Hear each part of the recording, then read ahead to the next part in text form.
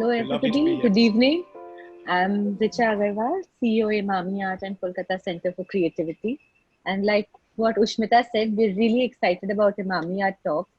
And really today's day 5, it's kind of going too fast for our own liking because the kind of understanding we've had or the kind of it's really been a wonderful 5 days for all of us. I have to thank every one of our speakers who've allowed us so generously into our lives and been so candid and so encouraging to all of the younger artists because like Ushmita said, we've been getting messages every day from very young people, from senior people saying that they're actually enjoying the comfortable atmosphere with which the talks are being taking place. So I'd like to reintroduce Ranjeet and Nancy to all of us who know them very well. Ranjeet Hoscote is a poet, cultural theorist, and curator. He studied at the Bombay Scottish School, Elphinstone College, where he read for BA in politics, and the University of Bombay, where he took an MA in English literature and aesthetics. His 6 collections of poetry include Vanishing Acts 2006, Central Time 2014, and Jonah Whale 2018. His translation of a celebrated 14th century Kashmiri woman saint's poetry has appeared as I Lala, the Poems of Lal Dead 2011. Hoskote curated India's first ever national pavilion at the Venice Biennale under the title Everyone Agrees It's About to Explode 2011. He has received the Sahitya Academy Golden Jubilee Award, the Sahitya Academy Translation Award, and the S.H. Raza Literature Award. Nancy Adajania is a cultural theorist and a curator based in Mumbai. Nancy was educated at the Princess Alexandra School, Elphinstone College, where she read politics for her BA, the Sophia Polytechnic, Mumbai, where she took a diploma in social communications media, and the Film and Television Institute of India, Pune, where she studied film. She was the joint artistic director of the 9th Guangzhou Biennale and has curated a number of exhibitions, including most recently Sudhir Patwardhan's retrospective, Walking Through the Soul City at the National Gallery of Modern Art, Mumbai in 2019-2020, Counter Canon, Counter Culture, Alternative Histories of Indian Art at the Serendipity Arts Festival, Goa, 2019, and Navjot's retrospective, The Earth's Heart Torn Out at the NGMA Mumbai 2018-2019. Ajania recently edited 2 transdisciplinary anthologies, Some Things That Only Art Can Do, a lexicon of effective knowledge and totems and taboos, What Can and Cannot Be Done, the Raza Foundation 2017-2018. Um, with this, I'm going to hand the evening over to Ushmita to please take it forward. Thank you. So, hi, good Yep. evening, everyone.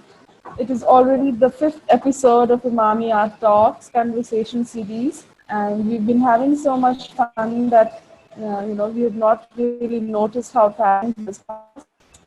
Yesterday, an artist friend from Bangalore wrote to me that she waits for students to start, abandon her chores so she can sit for an hour and spend time with art.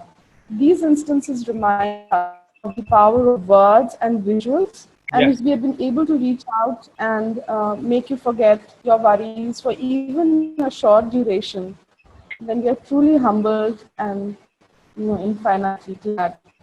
So True. today we have with us Nancy Adajania and Ranjeet Hoscote.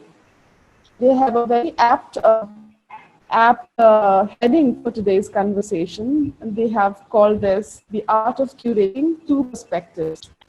And I think that really sums it up. A partnership is coming together and yet having different perspectives. So a warm welcome to both of you, and I look forward to an illuminating session. And I will once again remind all our viewers that they can write in their questions. Just look at the Q&A icon at the bottom of your Zoom screens. And if you are watching on FB be live. We'll try and include some questions from there as well, and as many as we can towards the end of the session. So welcome Nancy and Ranjeet, and so let's dig right into it. And so the first question that I would like to ask is, we've seen so many of your curations and we've enjoyed them, but what I would really like to know is what really inspired you to take up curatorial practices, and what were the first projects that you curated? Well, Ranjit, would you like to start?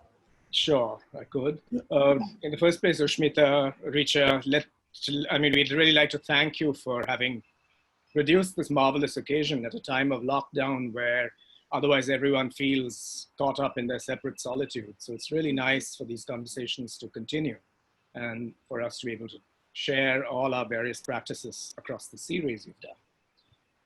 How did each of us come to our own curatorial practice? In my case, as some of you know, I began to write art criticism fairly early in the day. I was about 19, and Shanta Gokhale, who's this marvelous cultural and arts editor at the Times of India, asked me to come on board, and I began to write. And this was in 1988. So in the late 80s and early 90s, as some of you remember, the Indian art world was caught up in a churn of paradigm shift, so to speak. So there was...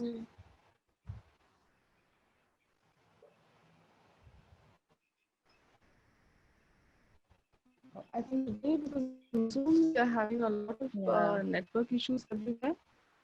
Today. Ranjit? Yeah. So maybe I can show some of the images and can come back on. Yeah.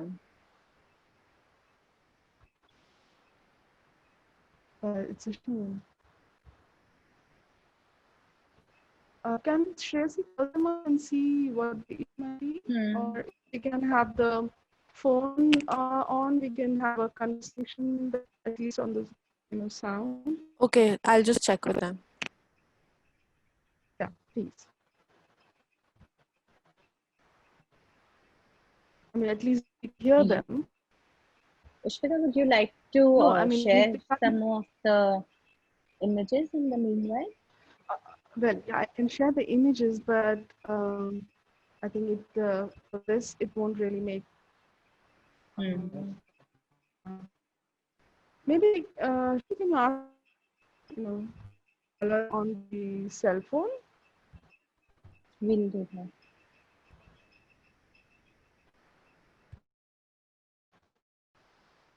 We're back. Yeah, we're back. Okay, sorry, we were off the air briefly. So, well, there were two things that were really important to me at that point. One was to not let go of abstraction as a possibility. I felt that it hadn't been explored before. And at that point, I'd developed strong friendships with abstractionists like Melly Gobai, who was retrospective, curated together, and Prabhakar Kolte. So one of my key projects at that point was to think about how abstraction could extend itself beyond the confines of the painted frame. So that led to my very first exhibition, which was called Hinged by Light. And that featured friends as well today. There's a lot of network because and that's strange because living in almost semi-rural area in Shaitan, no, we are able to hear. So Ushmita, it's clear over Nancy, here. No, I mean, we can't. Yeah. Oh, hi. Nancy, just in case we do lose you again, just call and we can, Once you call us, what we'll do is we'll just continue. We'll hear your voice over the phone and we'll keep the speakers on. I think it's.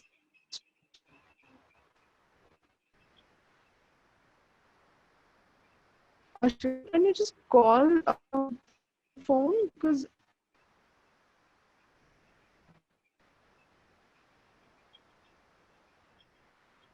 I was expecting that this issue would be from my end today because we are having a thunderstorm. Yeah, see,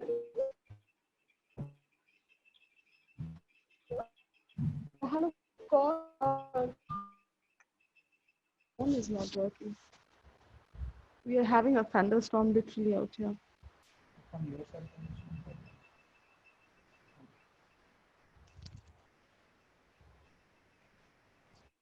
I'll take them on the phone. Yeah, that would. I mean, even the phone network is giving them some issues because when Nancy just called and it got disconnected. Let's keep trying. In the meantime, I'll just run and have a look. This I think is Nancy's first curatorial project, Zoom.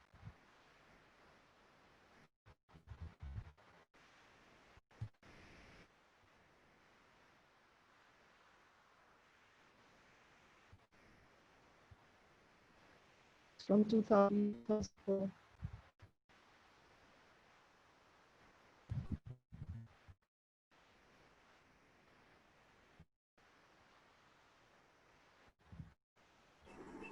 Ranjit and Nancy just coming back in a few seconds. I think they're just removing the link.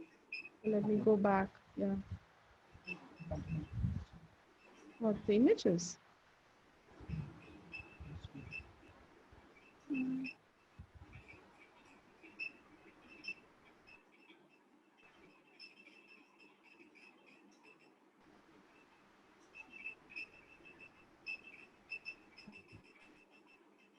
Are they not available on the voice on the phone? Just voice to come for a couple of seconds and ask them otherwise to come on the phone.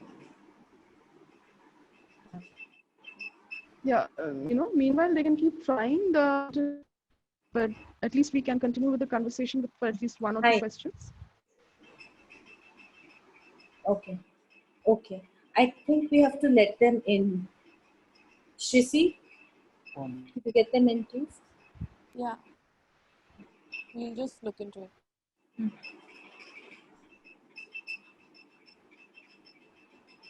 Yeah, I think somebody just mentioned that I have a slight lag of sound on my end. I'm having a thunderstorm with lightning outside and just thankful that I can see. So yeah, there might be slight lag or just vanish, but let's keep trying. And the weather is today is really suddenly the thunderstorm came on.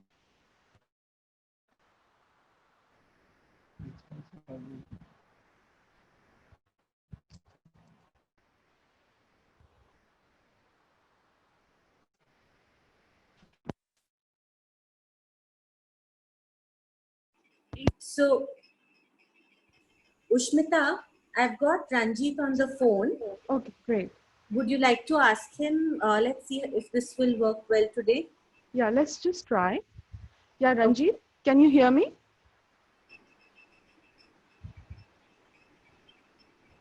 Ranjit? Yeah. Yeah, can you hear Ushmita?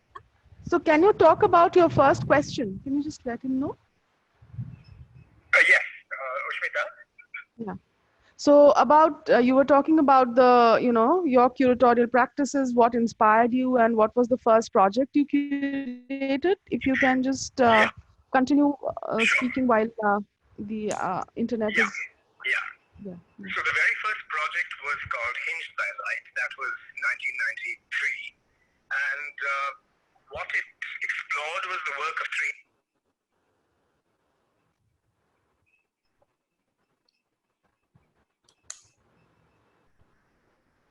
Their work in painting to sculptural and architectural expanded forms. So that's how it really began for me. My curatorial practice began as a shift from telling to showing, so to speak, from my critical writing to ways of actually demonstrating works in space and engaging a new audience, or engaging an audience in a different way beyond the readership. So that was really my entry point into curatorial practice. Okay, is Nancy there? So can we ask her to also take the question? Yeah. Of course, of course. Yeah. Hi, Richa. Hi. Thank you, and sorry for these technical glitches, but I'm happy that we've reconnected on the phone. Yeah. To answer the question that you've asked, as far as my curatorial desire goes, I think I can date it back to the early 2000s. This was when I was editing the Art India magazine, and my practice has actually, I would say that it's constituted of, more details. I think the phone is not needed. Now it will be fine. You are muted. Yeah, I think you don't need the phone anymore. Okay, great. But we could keep our video off, maybe. Yeah, I think if we keep the video off, then perhaps. Yeah, come. Great. So, You're on. Yeah, we can hear you. yeah. As I Yeah, was I'm. saying, So I'm showing the images of Zoom, your first curatorial project. no, if you can just show the image of the Art India magazine. Yeah, sure. This is the Art India magazine. Perfect. Thank you so much. So as I said, that I can date my, the beginnings of my curatorial desire to the early 2000s when I was editing the Art India magazine. My practice has been, one which I would say it has been full of detours rather than of continuities. And I went to film school in the late 1990s. Before that, I was the founding programs coordinator of More Crafts at the NCPA. So I brought all these experiences to the act of writing and curating. And at Art India, I was already doing issues on new media, on expanded sculptural practices. And the most important thing was that my issues were not mediumistic inquiries. They were not just inquiring into genres, artistic genres. For me, it was a politics of culture perspective. And therefore, I was not just looking at expanded sculptural practices from the 1990s onwards in the Indian art context, but I was also looking at them in relation to questions of caste, class, and gender. For example, the image that you see on the screen, this is a 2001 issue of Art India, and it was called Past as Resource. And when I wrote the lead essay, I was also proposing a new folkloric imagination, by which I meant a subaltern and a subversive perspective, by which you could question the grand narratives. The grand narratives of religious orthodoxy or linguistic orthodoxy or casteist orthodoxy. And therefore, in that particular issue of Art India, and in fact, in also the other issues of Art India, what I was doing is I was virtually curating. So that's where actually curation began for me. It began for me in the pages of this art journal. And, for Past as Resource, again, I wasn't just showing artists who were academy trained, like Bhupen Khakkar or Amit Ambalal or Nalini Malani, whose work I love. But also, I was equally showing the practices of the Chitrakathikar Ganpat Mazge, the picture scroll narrator who I met in Pinguli during my days of researching the crafts. Do you want me to go on to the other slides now, Nancy? Yeah, just a minute. And I was also, alongside, I was also showing the work of the Dalit activist Sambhaji Bhagat. So these are the different impulses that actually went into my curation. Now, my first show, if we can move on, it's called Zoom, Art in Contemporary India. Yeah.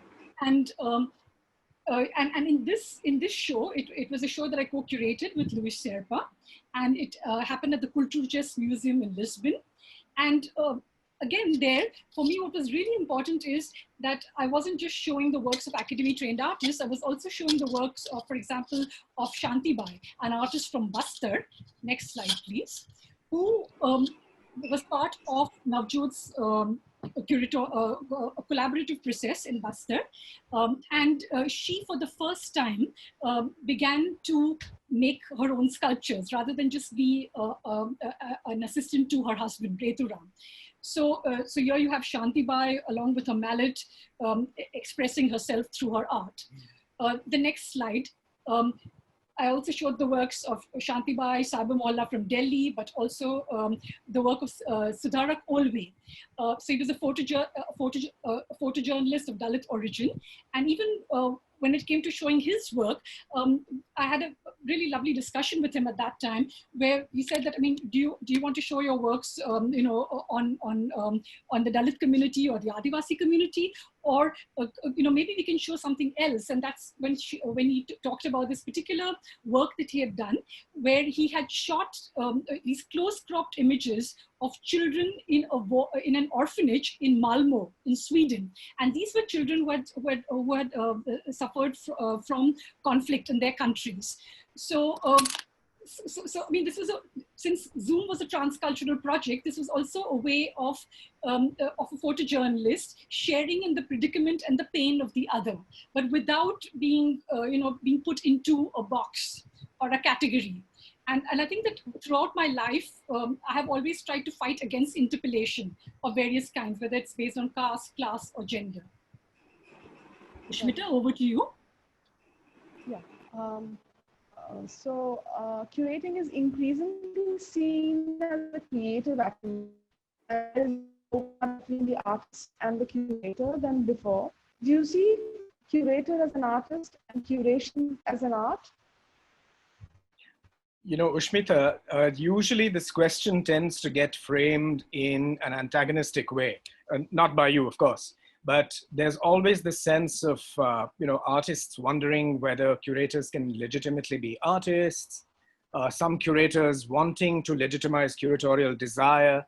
I would suggest that rather than getting trapped in those kinds of questions, if we take a practical and artisanal view and just ask if the exhibition is a medium, so to me, that's the starting point for this kind of inquiry. And I think genuinely, curatorial activity is a form of artistic activity because you're releasing your own creative impulses. At the same time, there is a very strong ethical mandate because you're responsible to the artist. If it's a monographic survey of a particular artist, you're responsible to that artist and her or his oeuvre, or you're responsible to the materials that you're presenting. And you're also in some great sense responsible to the audience. These are dialogues of different kinds that you're undertaking as a curator. So the images that you've shown here are from an exhibition I did called Unpacking the Studio, which was a revisiting of the work of someone who was a dear friend and whose lifetime retrospective I'd done in 2005, Jahangir Sabawala. But when his wife, Shireen, made a bequest of his last works and his drawings and his archive to the CSMVS Museum in Bombay, the museum asked me to curate a show of this work. And I felt that the best way to do this would be through the form of what Richard Hamilton and Massimiliano Gioni have called an introspective, the kind of exhibition that is thoughtful, that goes deep into the sources and contexts of an artist's work. And so this exhibition allowed me to present Sabawala's last works and his drawings in the contexts that he had been engaged in. And it also allowed me to draw on the reserve collection of the museum. So we were able to show not only Sabawala's works, but also works that had been acquired by the museum in the 1930s and never shown before. The previous slide has some of those. People from the School of Bombay, people who had been Sabawala's teachers in the late 1940s, like Dhupeshwarkar and Ahivasi. So it was an exhibition in 5 chapters. And in a way, I found myself also releasing myself to this work as a writer, a maker of fictions, as a documentarian. So in many, many ways, I think curatorial activity also pivots around this intense form of creativity. So this might be a provisional answer from me to your question. And you want to? Yes. As Ranjeet said, curatorial activity is something which is artisanal. And I completely agree with that. because both Ranjit and I mean, Ranjit in fact started curating almost 10 to 11 years before I did. So that was almost a kind of primitive time, we can call it that, the primitive period of curation. Very true. And even when I began to curate, you know, in the early 2000s, although this was already in the era of globalization, we did not have extensive teams. So even when I did my second show, Avatars of the Object, I was doing the exhibition design on my own. And when, you know, if I were to say that the curator can be seen as an, you know, the curator takes on the role of an artist, then I would see this more through the perspective of somebody who is bringing the skills and imagination of an artist to bear upon curatorial activity. And for me, I mean, skill, you know, I mean, the emphasis is both on skills and imagination, because as I said, you know, I mean, I would do the exhibition design on my own. I would almost like a filmmaker, you know, I mean, I would do the storyboarding. I would plot the scenography. I would treat the exhibition venue as a film set. For example, what you see on the screen is the retrospective that I curated of the artist Navjot Altaf. It was called The Earth's Heart Torn Out. And it was in this beautiful building at the NGMA Bombay, which is spiral shaped, which then culminates in the dome.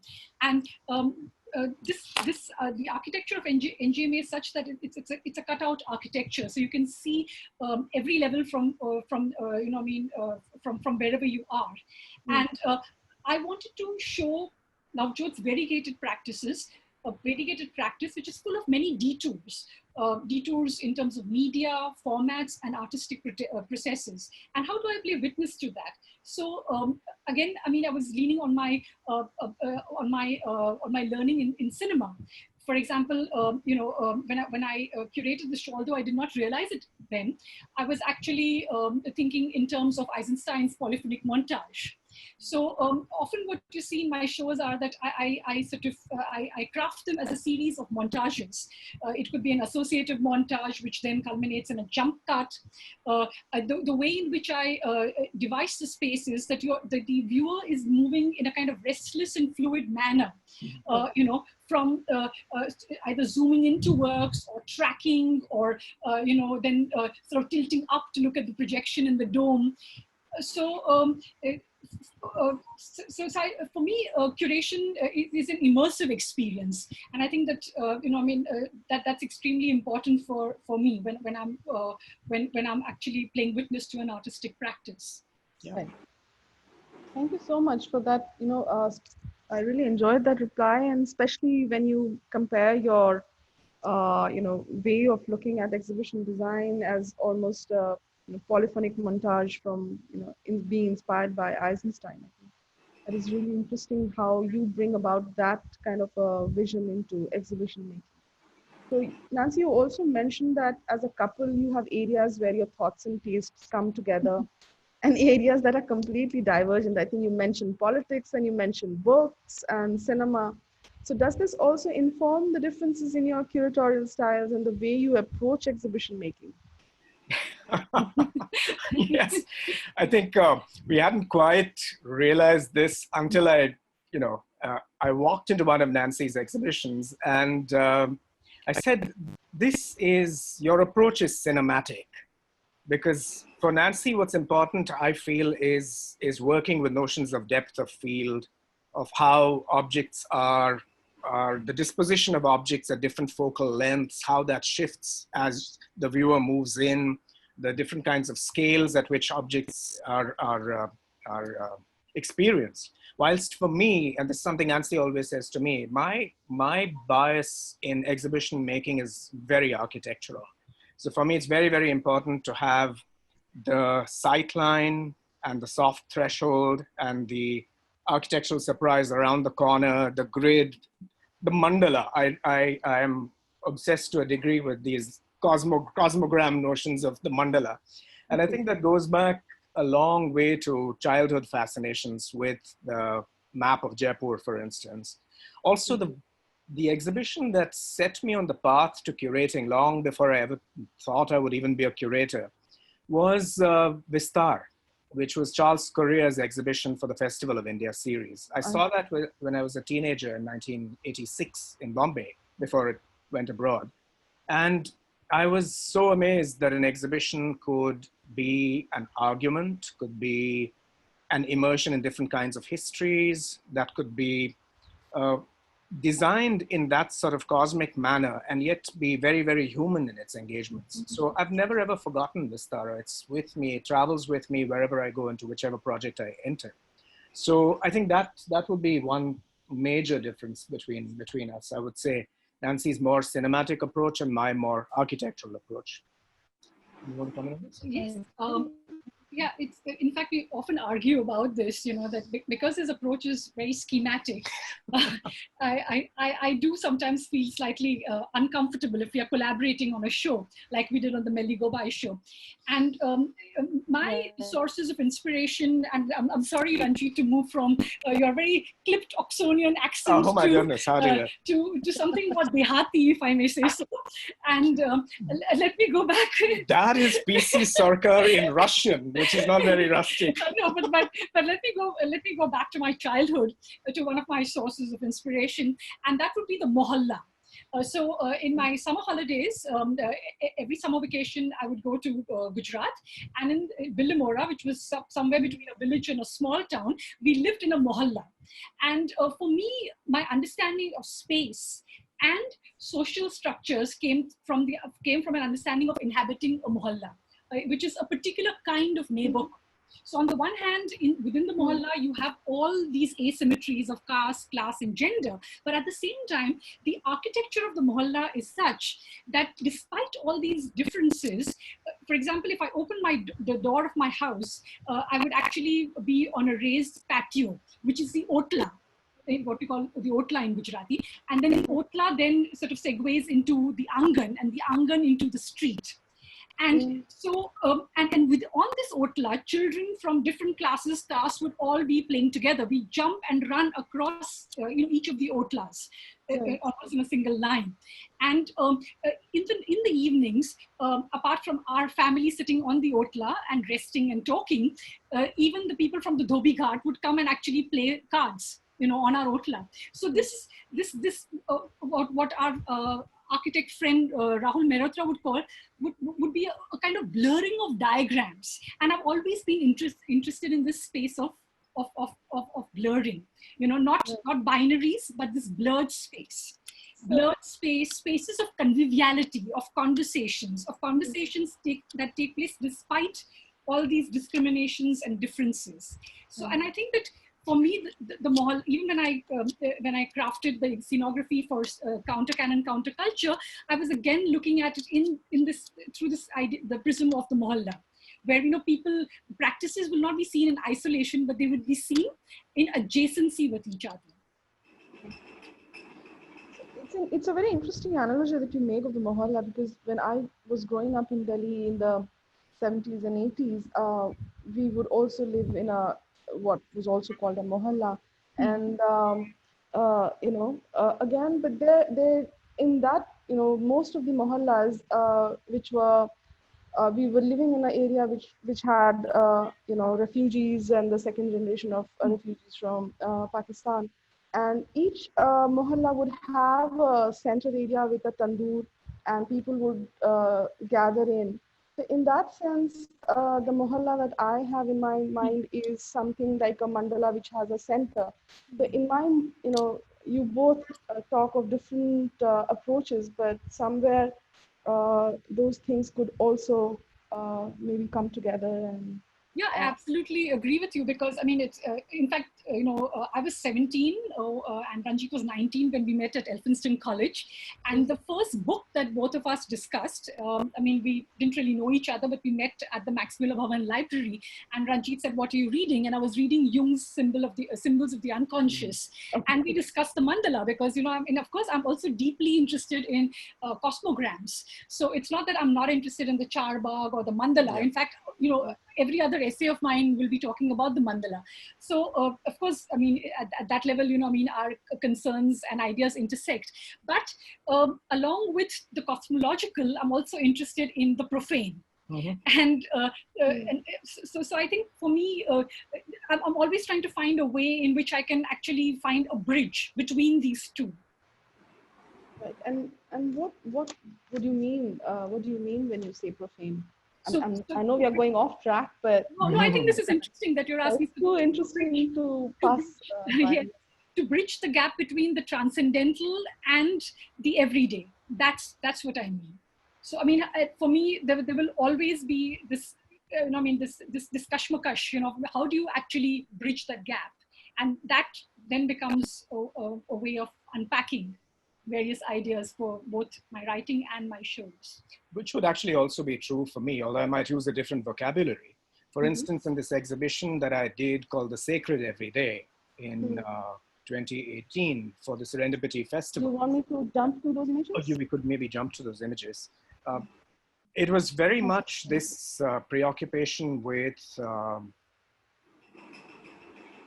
bringing the world of the sacred and the world of everyday quotidian experience together, and to demonstrate how we tend to have a very hard-edged notion of the sacred when we approach it politically and we narrow it down. Whereas for centuries in everyday life, we've been far more syncretic, far more accepting of difference. And the subtitle of the exhibition was Embracing the Risk of Difference. So that it ranged really, the earliest works in that exhibition were 6th century Tantric Devis from the Goa State Museum. And across a span which included popular calendar prints and oleographs and so on, to work done literally in the present. So that's the form of exhibition that for me works in a very fruitful and productive way. What I like to think of as a trans-historical exhibition. What we're seeing here, for instance, is some of the most recent work in that show.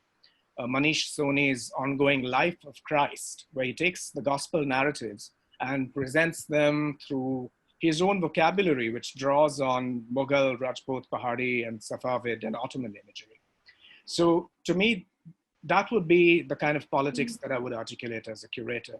It's also civilizational politics. It's an appeal for us to remember what it is that has made this country so robust and so productive and so creative. The fact that we actually are a kaleidoscope of differences, and that's not something we should give up. So that's where I come to in this question of the sacred and the profane. Right, very interesting. And maybe you can just talk about some exhibitions that you really love.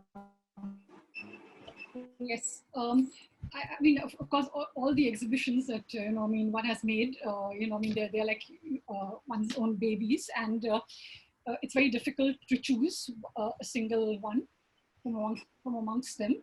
But I think one of the exhibitions that is really close to my heart is the exhibition that I curated during the 9th Gwangju Biennial. I was one of the 6 co-artistic directors. And this was in 2012. This was a Gwangju Biennial in Korea. And normally when I'm making exhibitions in India, I don't get a chance to research, to do research in other countries like Asia or Latin America or former East Europe. And because of the occasion of this biennial, I was able to do so. And the section within the biennial, which I curated, I called it Logging in and Out of Collectivity. So again, I was talking about the relationship between the individual and the political. And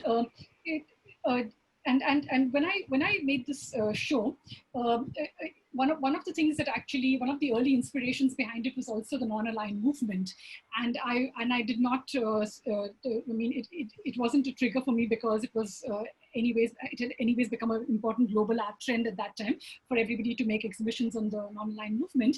It actually goes back to my childhood. When I was in high school, me and my friend Asila would actually sit through the lunch recess and make these charts of newspaper photos related to NAM. And for me, at this very early age, it was a form of worlding. And for me, it was this progressive understanding of a new internationalism, and also a call to decolonization, because I mean, when Nehru initiated the non-aligned movement, he did not want us to again fall back on colonial reflexes. He wanted us to be able to participate in a new modern republic. And so those ideas then fed into the Gwangju Biennial as well. I had artists from Arab countries, from Asia, and from former East Europe. And through those artworks, I was also asking whether it is possible to create new forms of solidarity. And importantly, even in terms of the exhibition scenography, I was, again, I mean, perhaps it was at the back of my mind, but I've always been fascinated by Tanizaki's In Praise of Shadows. So how do you create, this pools of darkness, the half glimpsed, the shadowed space? So, I mean, yeah, I think I can go on and on, but you must intervene. It's too interesting to pass by. And Ranjeet, I think you had shared these couple of images from the Terra Cognita show. Yes. One is the Space 6, and both actually do show the Space 6. Yeah. Yeah, actually, I have to say that, oh, did we click out again? No. I think so. Ushmita, can you hear us? Can you hear us? Yeah. Okay, great. So Terra Cognita was, Ushmita, are we still in the air? Yep. Yeah, okay, great. Terra Cognita was my first exhibition for this festival. And, it was a marvelous invitation because the venue of the exhibition was the Adil Shah Palace, the old seat of government in Panjim in Goa. And because I spent part of my childhood in Goa, I knew that building very well indeed. And for me, it dramatized what you can do in a curated project when you respond to the site and its history and its many shadowed histories. So I actually chose the part of the building that had been the governor's office. And then I developed the show around that circumstance because it allowed me to think about the inner politics of the Portuguese Empire. Because the governor's windows... Sorry, I got logged out. I'll just share this. But we were continuing. Okay. Yeah, please, so the governors, the governor of the Estado de India, his offices look out on the Mamai Kamath house. And they were the Mamai Kamath family or the financiers of the Portuguese Empire. So when you know this, your entire understanding of how empire works changes from a standard notion of oppression. There is always imperial oppression, but it shifts to accommodate complicities, different kinds of participation. You have an altogether different kind of image. So that circumstance, plus the fact that the printing press first arrived in Goa in 1556, and the notion of how that leads on to various forms of graphic expression. These were the threads that I brought together in this exhibition. And also what you're seeing on one side of this image is a photo installation by Beju Parthan, which shows the Abe Faria statue in Goa. And it's actually right outside that window. So I wanted viewers to go into this strange sort of, if you will, hall of mirrors. They see the statue outside, they see it reflected here. There are all these other kinds of historical interconnections. So for me, this kind of exhibition is deeply satisfying, where you can really resurrect the otherwise invisible histories of a site and engage with them. Right. Yeah, I mean, so, Ranjeet and Nancy, this today, because of the network issues, we are running a little late, but we'll try and carry this forward till 5. So maybe a couple of more questions from my side, and then we can go into some discussions. Okay. So the couple as the curatorial collaborators, you have worked together on several occasions, the most recent being the Meliko Bai retrospective, Don't Ask Me About Color, or Mujhse Rang Ki Baat Na Karo. Right. What is your process of collaboration? It's actually super simple, Ushmita. When we work together, Nancy goes her way and I go her way. Hoscote.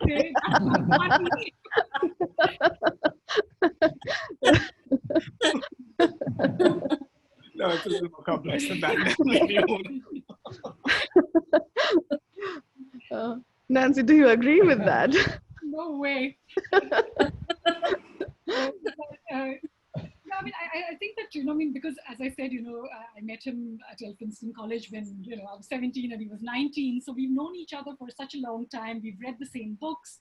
I mean, we live in a small flat in Bombay, and most times we're just sitting side by side in companionable silence, working on our own respective, writing or curatorial projects.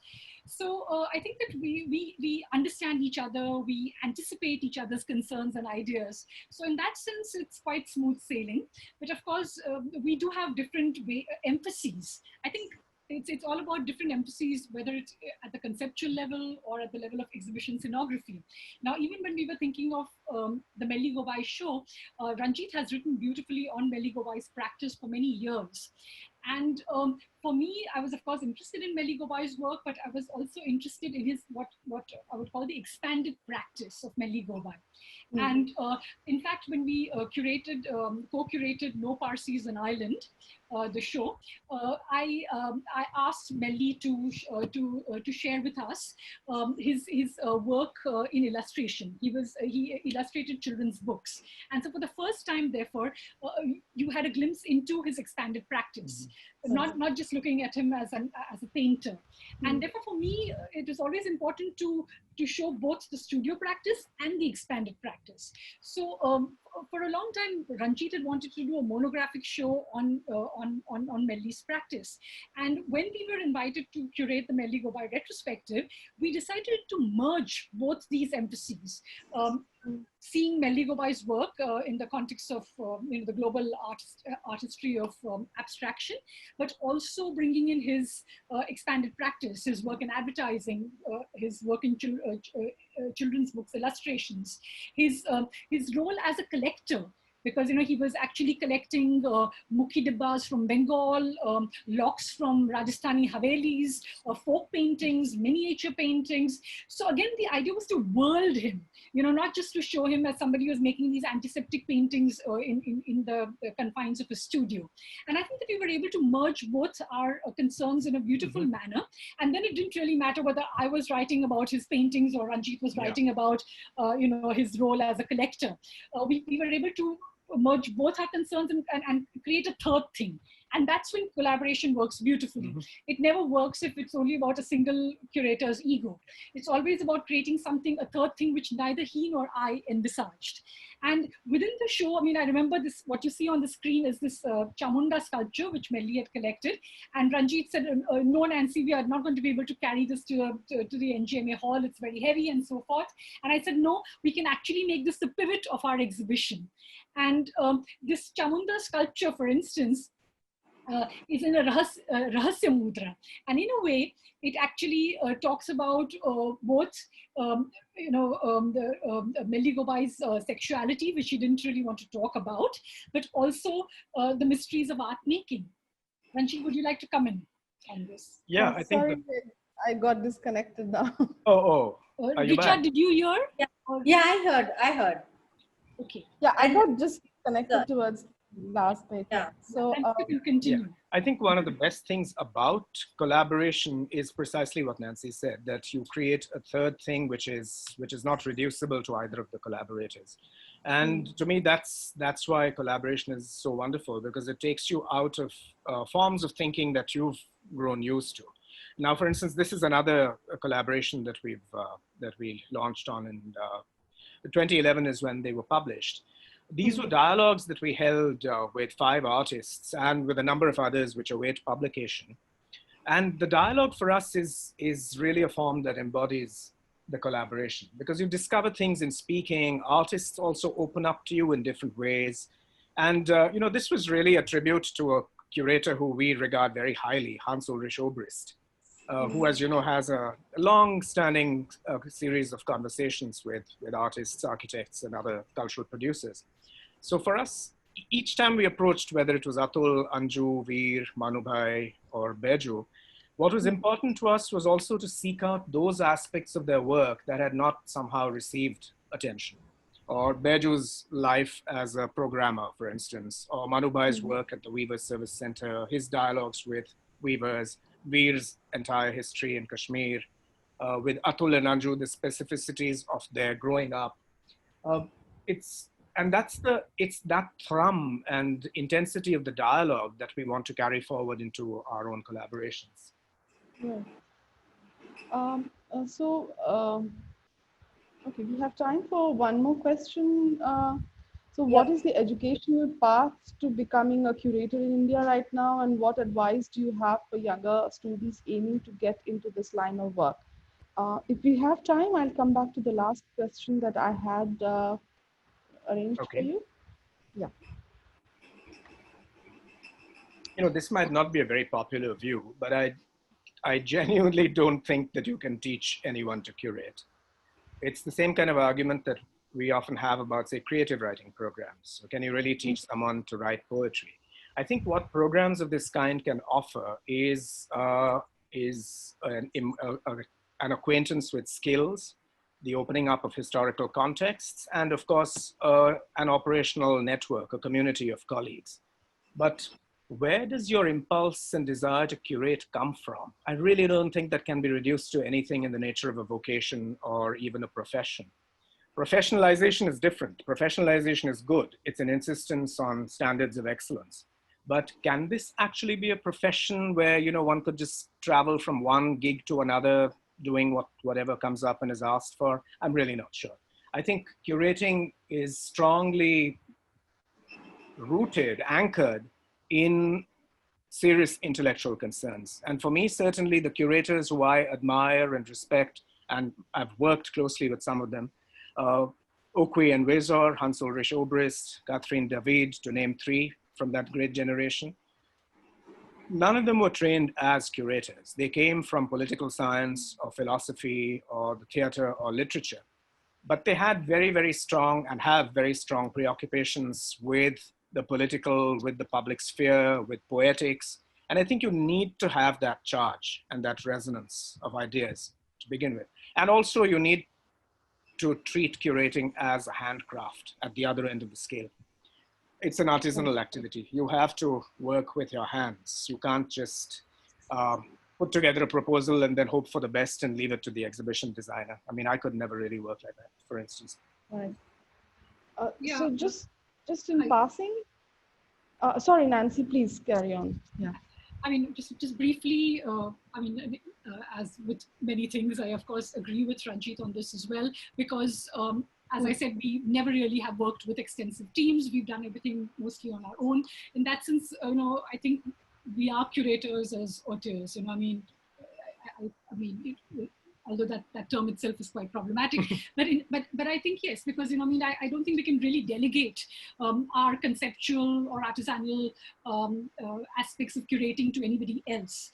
We get down on our knees and we work with our hands. We will actually even participate in the lighting. For us, every bit of the curatorial activity has to be done under our supervision and even by ourselves. And I don't think that you can really teach curating. Ranjit and I did not go to a curatorial course. Our mentors, Okwi and Wezor, and many others. I mean, I'm sure even Catherine David and others, there were no curatorial courses at that time. But and the reason why their curatorial models are so significant for us is because when they curated shows, they were not responding to some global art trend. What they were doing was speaking to their own personal and political urgencies. Mm-hmm. And therefore, that's something that you can actually share with your students of curatorial courses. When you're teaching, when you're teaching a curatorial course, like I did during the summer academy in Salzburg, I had a very nice experience because it was not about, telling them what to do. But what I did was that I actually offered them a model of praxis.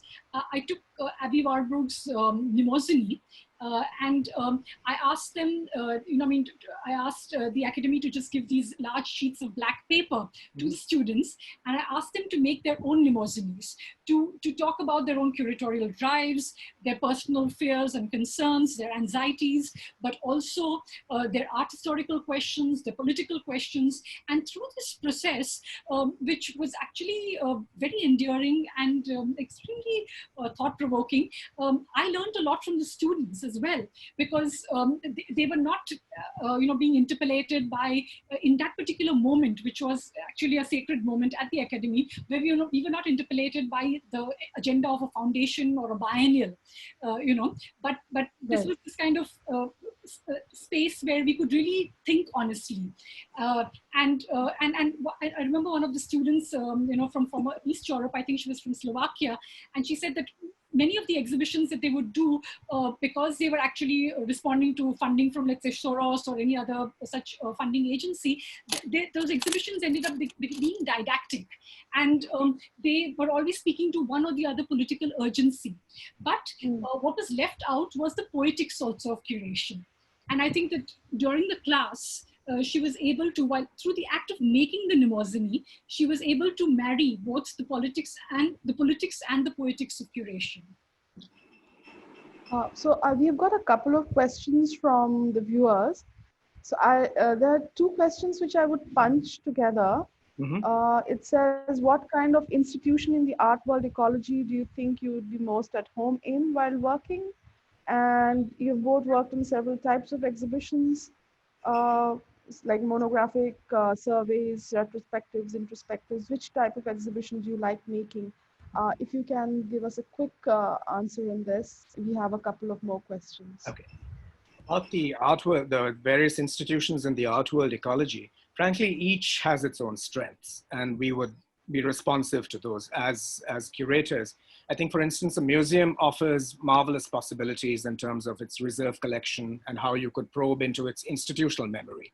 A festival, on the other hand, can offer you an uncharted territory where you can experiment with your exhibition format. Your audiences are completely uncertain and unpredictable, so your didactics, your engagement and outreach have to be of a different order. So I certainly wouldn't choose one over the other. I mean, I'm happy to respond to the strengths of these various institutions. I would agree with that. I mean, I think, each format gives you certain freedoms and poses certain restrictions. It's what you make of that format, yeah. So Anjali Purohit asks, if you are looking at a new way of living post-COVID, what do you envisage for the future of creative practices in different media and curation itself? I think we're all wrestling with that question. And certainly from an institutional point of view, I think we would have to really ask ourselves what it's going to mean to go to a gallery, a museum, a library, a biennial again. Because there are really limits to this kind of, even what we're doing now. Exactly. In fact, I mean, we're just heating up, or rather overheating the server farms, So even when we're saying that, okay, we can't actually go into a museum, but even now we are actually consuming, so much electricity, and therefore endangering our ecology. So I think that perhaps, and therefore I have only done 2 webinars in this whole lockdown. I haven't gone from one webinar to another. And I think what is really important is introspection, and I think that, I mean, if any new forms are going to arise, they will only arise through introspection. Because whether it is at the level of the economy, where we are over-consuming, or within the global art circuit, where we are just going from one biennial to another, from one museum show to another, what we need is a pause, a caesura, only then will we be able to regroup. So very, very important words, that we do have to pause and regroup. And on this note, I very sadly have to bring this interesting session to a close, because we are really tied up for time.